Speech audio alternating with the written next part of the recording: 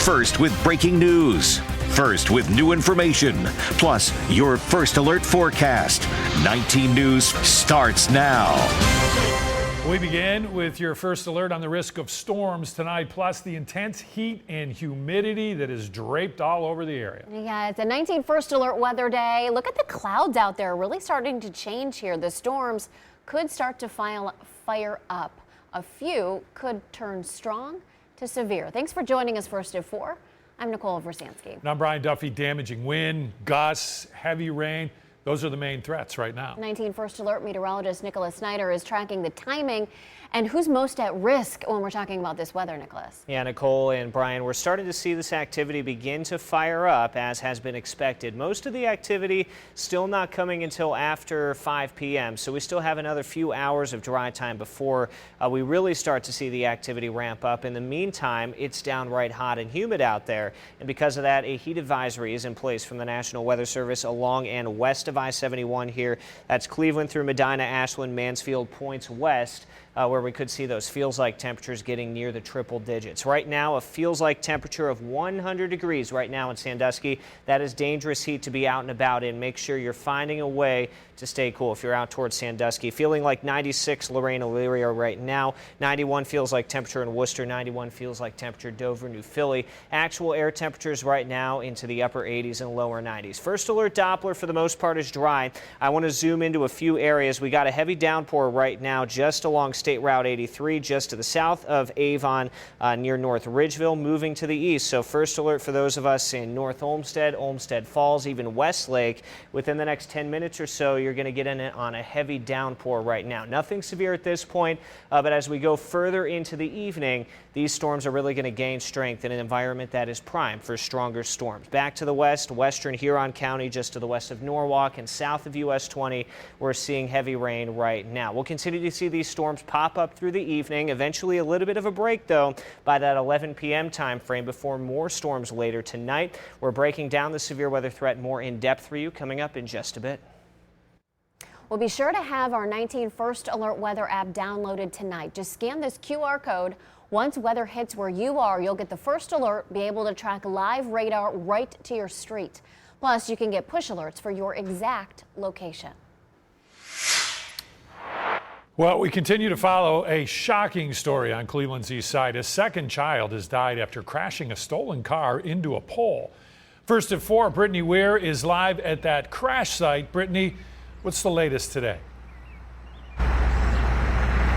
I'm standing right in front of the utility pole where that crash happened Saturday afternoon. If you look here behind me, you can see that friends have already started to create a tribute for Aiden Taylor, including a 13th birthday card, a birthday that he never got to celebrate. Now today we're learning that the second boy did not survive, and Cleveland police are sharing new information about what might have led to this deadly crash.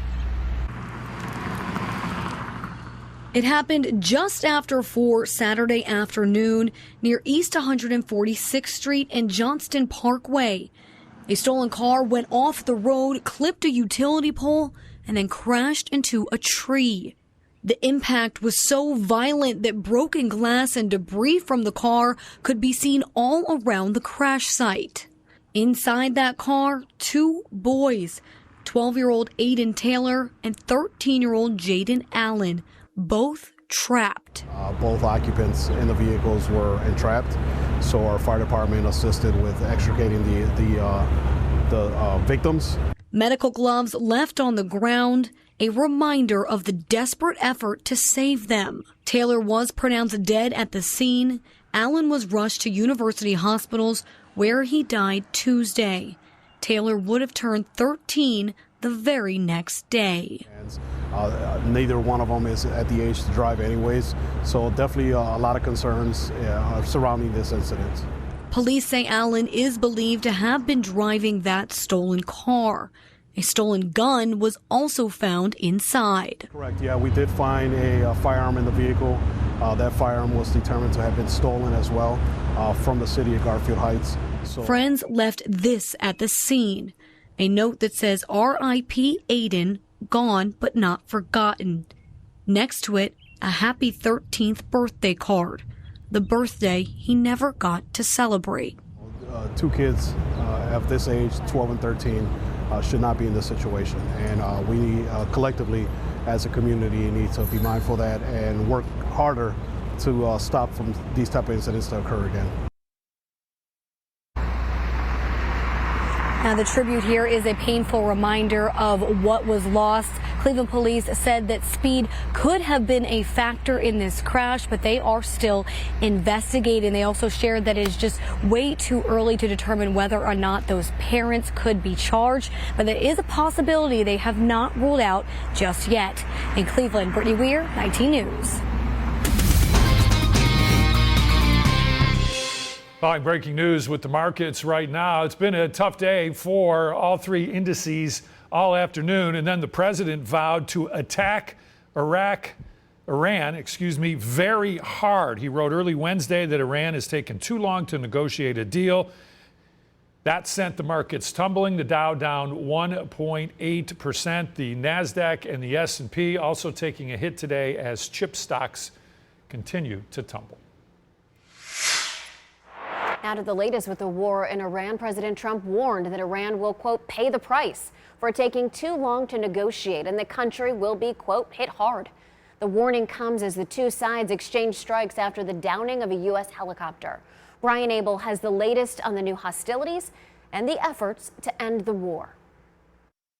Overnight, new strikes on Iran, some of the strongest since the ceasefire began. The U.S. military said it completed strikes in response to the downing of an Army helicopter by Iran near the Strait of Hormuz. And in response to the response, Iran says it targeted U.S. bases in Jordan and Kuwait with missiles. The exchanges calling into question the state of negotiations to end the conflict, with President Trump seemingly running out of patience and posting a new threat, saying in part, they've taken too long to negotiate a deal that would have been great for them. Now they will have to pay the price. The president also Wednesday telling Fox News the U.S. may resume targeting power plants and bridges in Iran. Iran, on the other hand, is feeling quite arrogant. They've survived what they think is the worst that we could do to them in an air campaign. They're looking at the United States. They see political controversy. So they're pushing him. And the president's trying to push back with this rhetoric. And this is what Trump said from the Oval Office Wednesday. We hit him hard yesterday, and we're going to hit him again hard today, in case you miss it, in case you don't turn on your television set. And we'll see what happens with the deal. We were really close to a deal. All of this happening as talks continue to try and reach a potential agreement. A source saying a Qatari delegation is meeting in Tehran with Iranian negotiators to try and broker some kind of peace plan. In Washington, Brian Abel reporting. Oil prices fluctuated today after fresh U.S.-Iran military strikes. As far as gas prices around the country, the average is $4.15. Here in Ohio, though, now a couple pennies more than the national average. We've kind of been back and forth there. We're sitting at $4.17 a gallon. With the help of Gas Buddy, we're looking for the best prices in our area. $3.69 at the Arco in Akron on East Avenue. You'll pay $3.75 at the BP in Cleveland on Euclid. It's $3.79 at the Get-Go in Cuyahoga Falls on State Road. A social media post is circulating threatening a mass chaos situation at a local mall. Local police, they have seen it, of course, and they've got a message of their own. Dan DeRose joins us with what both sides here, Dan, are saying. Tough to tell if this is real or not. We know that the poster that's generating this one is very clearly AI generated. We're not saying AI made it and posted it. Somebody used AI to make this up. It says at the top, "We about to turn up, share this out, pull up, bring your crew for a Beechwood Mall takeover." Now, a takeover is generally when a whole bunch of people, a mob, a mass of people, you run into a store, and because there's so many of you, you start taking stuff and you run out because the theory is they can't catch you all. Now, this is a little weird because they're calling it a grab everything and run challenge, some sort of game. Think you got speed, think you got strategy. You're going to run in. It says how it works. Players race to collect designated game items or challenge tokens, and reach the finish point before time runs out. Now, it says right over here in the rules, no weapons, no fighting, no stealing, no harassment, respect the mall staff and guests, and follow all mall rules. Well, the police department is a little concerned about whoever is posting this. It doesn't give a date. It doesn't give a time. That's kind of one of the purposes of this. You just announce it at the last minute and hope everybody shows up. Here's what the police department is saying. Let us be clear.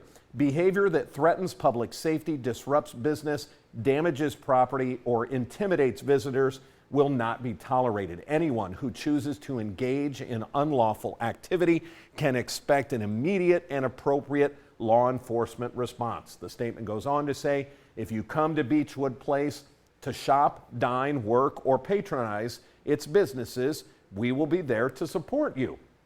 If you come to create disruption, engage in criminal behavior, or threaten the safety of others, we will be there as well, and you should expect to leave in handcuffs with a trespass notice, not with shopping bags. They're going to keep their eye on this and see what happens.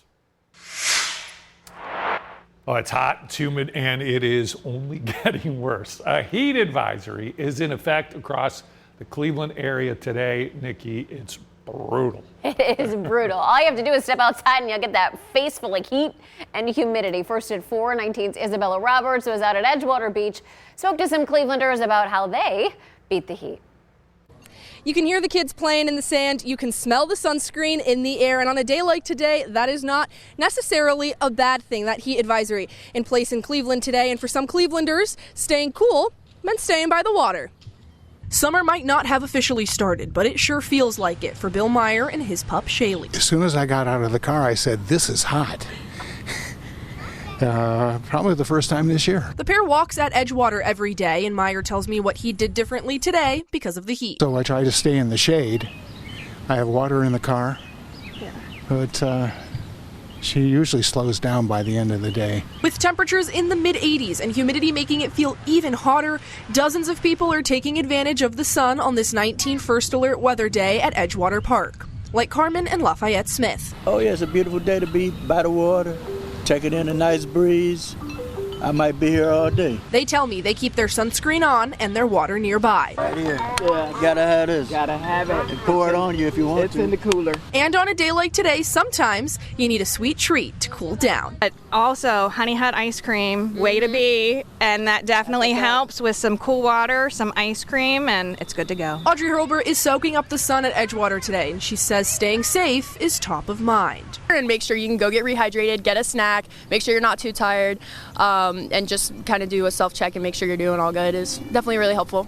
Because of the heat advisory, the city of Cleveland has activated its cooling centers. They are open today and Thursday from 11:30 in the morning until 10 o'clock at night. For a full list of cooling centers in Cleveland and Northeast Ohio, visit our website, cleveland19.com. In Cleveland, Isabella Roberts, 19 News.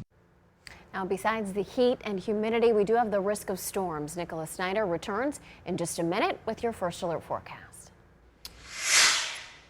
The Social Security Fund, responsible for monthly payments to retirees and their dependents, may be at some risk of drying up. More than 62 million Americans receive benefits from the Old Age and Survivors Insurance Trust Fund. That's the official name there. But a new government analysis says in just 6 years, the fund will only have enough money to pay 78% of its scheduled benefits. Now, that would trigger across-the-board cuts to all retirees and other recipients of about 22% if Congress fails to act. They can actually increase the amount of money on which FICA taxes are paid. That's the wage base. It can go from about $184,000. We could lift it to, say, $300,000. I know, not going to make a lot of people happy, but we have to pay for the system. Analysts say lawmakers could also increase payroll taxes slightly to help prevent cuts to benefits or gradually raise the full retirement age beyond 67 years old. All right, it is steamy out there, we're told, with the high humidity just plain scorching. Hits you right in the face, doesn't it? So Cleveland just opened its cooling centers today, giving people who may not have air conditioning or a way of getting out of the heat, this is an option for them to stay cool. So today and tomorrow, you can head to any of these rec centers throughout the city to cool down. They opened earlier this morning. They're going to stay open until 10 o'clock tonight.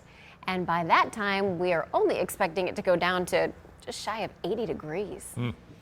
Manhunt continues for one of two people accused of a mass shooting in Toledo at a festival. An arrest warrant just issued for one of at least two suspects.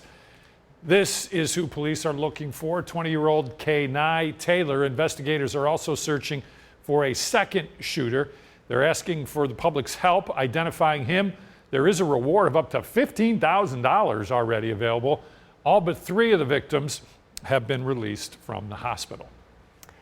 Drugs are suspected, according to police, in a car chase and crash early this morning. This was the scene just before 2:30 at East 92nd and Pierpont. That's the Glenville neighborhood, not far from the Cultural Gardens. State troopers tell us they tried to stop the driver for speeding, but eventually that driver took off, crashed into a tree. You see the car there. Police arrested the driver and believe they found drugs in the car. Michigan man is accused of killing 4 people, including his parents and his brother. When police showed up to the home in Livonia, Michigan last night, they say the suspect came out with his hands raised. Police say they found 2 victims with gunshot wounds in a bedroom, 2 more in the backyard. They were ID'd as the suspect's mother, father, brother, and his brother's girlfriend. President Trump has signed a reconciliation package that secures funding for his immigration agenda. The president signed the Secure America Act after it passed the House and Senate along party lines. Republicans used the reconciliation process, bypassing the standard 60-vote filibuster threshold to get it over the finish line without Democratic support. The nearly $70 billion bill fully funds ICE and Customs and Border Protection through the end of President Trump's term. The bill provides crucial funding for domestic law enforcement investigations and combating child exploitation, continuing our work to restore law and order across our nation. The passage ends a month-long stalemate over immigration enforcement that shut down parts of the Department of Homeland Security. Democrats were looking to put restraints on ICE. Breaking at this hour, the FBI served a search warrant at an aerospace facility in Garden Grove, California. This following a chemical tank leak back in May. Agents were seeking to seize records and devices related to hazardous substances. Last month, a tank leak created a chemical crisis that forced thousands to evacuate their homes. Also breaking, the Summit County prosecutor just announced the verdict in a road rage case. A second suspect goes on trial next month. Kamar Parham of Akron pleaded guilty and was sentenced to at least 10 years in prison. Crime happened in the parking lot of Sheetz on Main Street in Cuyahoga Falls. Parham fired 6 rounds. Several hit the victim's vehicle and another car. Now your 19 First Alert forecast. Certified most accurate since 2004. Well, it has been hot, it has been incredibly humid, and now we've got possibly severe storms rolling in by the evening. Damaging winds, heavy downpours are the big concerns.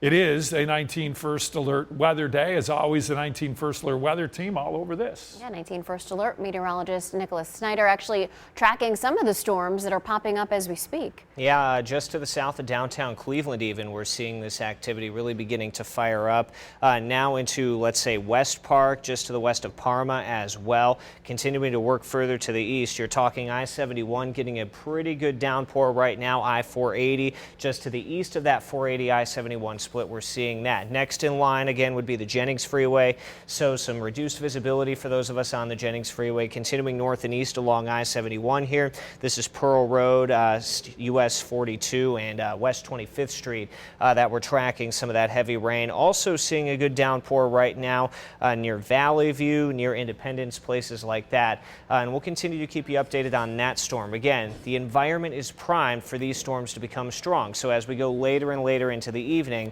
we'll see this activity really begin to ramp up. Also a few showers back to the west, northwestern Seneca County right now, just to the northwest of Tiffin. Also Norwalk, heads up, south side of Norwalk should start to see some decent rains within the next hour or so. Still seeing it very, very hot, feels like temperatures as well. Feeling like 100 degrees right now in Sandusky, so there's multiple reasons why this 19 First Alert weather day does continue. We'll give you more info on the timing of this event coming up in just a bit.